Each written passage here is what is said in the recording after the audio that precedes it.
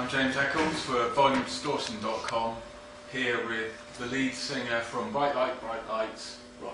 You alright? Yeah, I'm very good. How are you? I'm alright.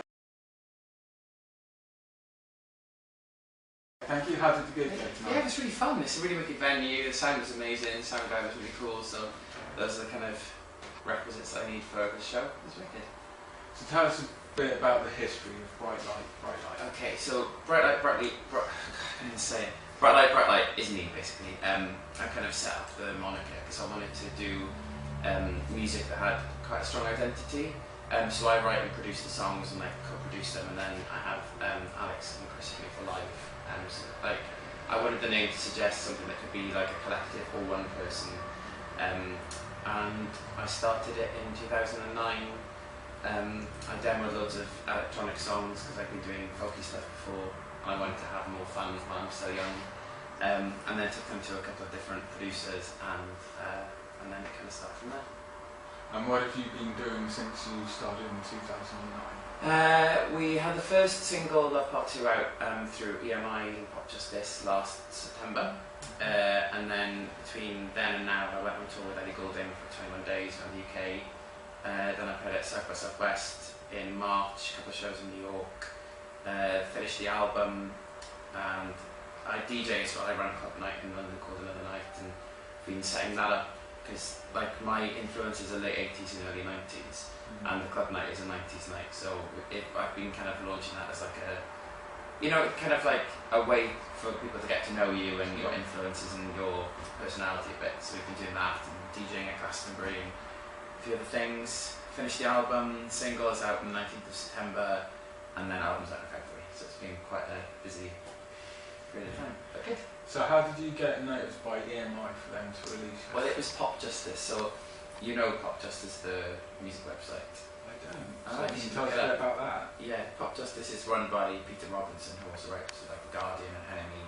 A really amazing man, and basically they do like a track of the day. So in March 2010, I released a free download single of a track called A New Word to Say, and I sent it to him, and he emailed me straight back and said he really liked it. So we started chatting, and then met for coffee, and in the meeting he just said, well, I'm setting up a label through Virgin EMI, and we'd like to release some of your songs. So I sent him Love Part 2 2 days after I recorded it, and I sent it. That's good. And how did you end up touring with Ellie Goulding? Well, part of it is that I'm managed by Crown Music, who also look after her and Jessie J. But there are kind of like a number of different things. Like I made a mixtape of some of my songs for her and gave them to her via the management. And like I'd met people at her label before as well. I did a remix for Khalees, who's also under Universal, and they liked that, so they kind of knew me from that, and the label approved it, and then Ellie approved it, and then the manager approved it, and I ended up on a tour for a month. It was amazing. It was really cool. Tell us a bit about that tour. It was like just about a month.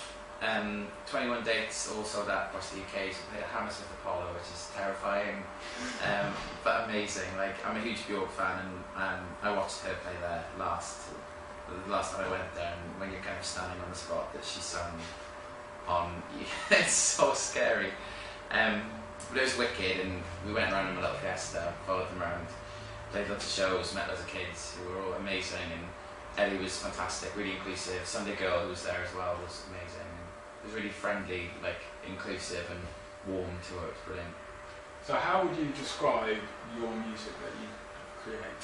It's kind of like pop music with soul, I guess. Like a lot of my influences are people like Depeche Mode, Yazoo, Bjork, David Bowie, Kate Bush, people like that who've got a really strong identity that even when they try different styles, you can tell it's them. People that aren't afraid to work their personality into their music. I think they're all quite brave, and I wanted to do that as well, because the folk stuff I was doing was fun, but people presumed that I was a lot more kind of like meek and sort of sad, like, depressed than I actually am. Like, I'm quite ridiculous and I like having fun.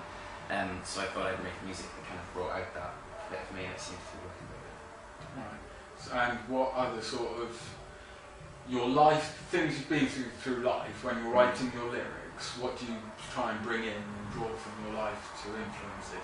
I'm kind of more of a observer, I think, really. Like, I I spent a lot of time in Paris and my friend lived there, and I used to just sit in cafe windows and watch people and have weird conversations, and same when I moved down to London. So my album is called Make Me Believe in Hope, and it's all about connections with people and places. So it's about how like one moment or one conversation with a person or 1 minute in a place can spin you around and can make you feel more or less optimistic. I'm kind of interested in how connections sort of shape your perception of the world. So they're all like tales about how a friend has changed the situation, or how, you know, a glance has changed the night from being the worst thing in the world to like the start of something better. And yeah, it's all kind of tales about how people see themselves in each other. And tell us a bit about the single that you'll be releasing soon. Okay, it's called Disco Moment, and basically like a disco moment is sort of the moment where you lose yourself and everything feels really euphoric and amazing, kind of like in something like Romeo and Michelle's High School Reunion, where they have the 3-person dance at the end, or in like Breakfast Club where everything's amazing. It's that kind of moment that someone has where life is incredible, and it's about being the other person in a relationship, watching the person you're dating have that moment but not including you in it. So it's about how euphoria turns into kind of shitness, I suppose. So yeah, it's about that, and it's a kind of like tears on the dance floor thing, but it's not like a depressed song. It's actually one of those moments where you're like, okay, why is this happening? This is kind of not okay. It's not like a defeatist song. It's more of like a, you know, assessment. Because I listened to it before coming tonight, and it was quite, as you said, it's a bit, the lyrics make you think, but it's quite an uplifting track at the same point. Like, I'm not really interested in, you know, airing my depression at all. I kind of like marrying, you know, more sensitive subjects with like a more uplifting rhythm. Yeah, the rhythm you can actually dance to. Yes, exactly. Rhythm's a dancing fountain. Yeah.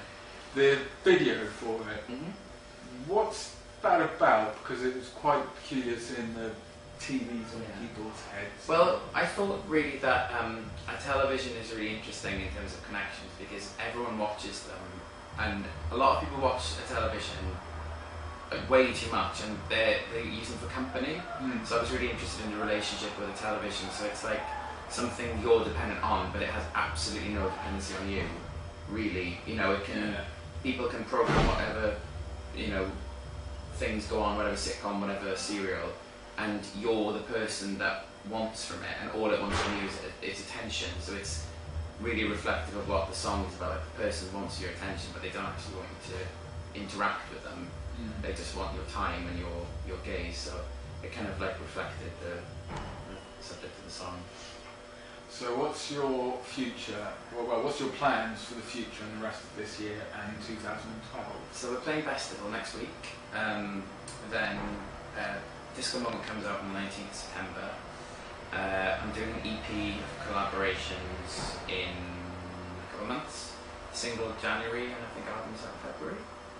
So it's kind of like a nice run up to the album. I've been working with lots of different video directors as well to do visuals for album tracks, so to give the whole thing a lot of identity. And where can people find out more about you? It's brightlightx2.com is the main website, and then all of the other things, you know, /brightlightx2, so Facebook, Twitter, Vimeo, YouTube, all of these kind of things. Yeah, I mean, if you do a search, it comes up, but there's lots of like freebies, and I try and reply to people on the Facebook page when I can.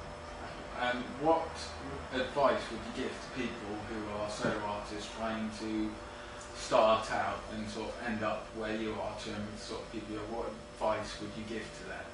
I think work out who you are and work out what you're good at. Like, it took me a long time to realise that, you know, where your skills are. Like, I'm good at writing like the melody and lyrics, and collaborating or being more open to collaboration is a really important thing. Like, I've always done stuff for myself, and I was always really scared about letting other people in the creative process, and I forced myself to do it, and it's brought out a really different side for me. So I think, like, push yourself, but work out like what it is you want to achieve, and aim at that. Don't try and do too many different things at once. Like, just, you know, take it in your stride and focus. And who would you like to collaborate with in the future? I'd love to collaborate with Depeche Mode. I'd love to collaborate with Kate Bush if she ever does anything again. And maybe also like Freddie Dukes and Rocksoft as well. I'm huge fans of theirs and their production's amazing, so I'd love to do something like that. Okay, and once more, when's your album release and when's your single release? Single 19th of September, album 20th of February, and lots of other things. Alright, brilliant. Thanks very much indeed. No worries. Cheers.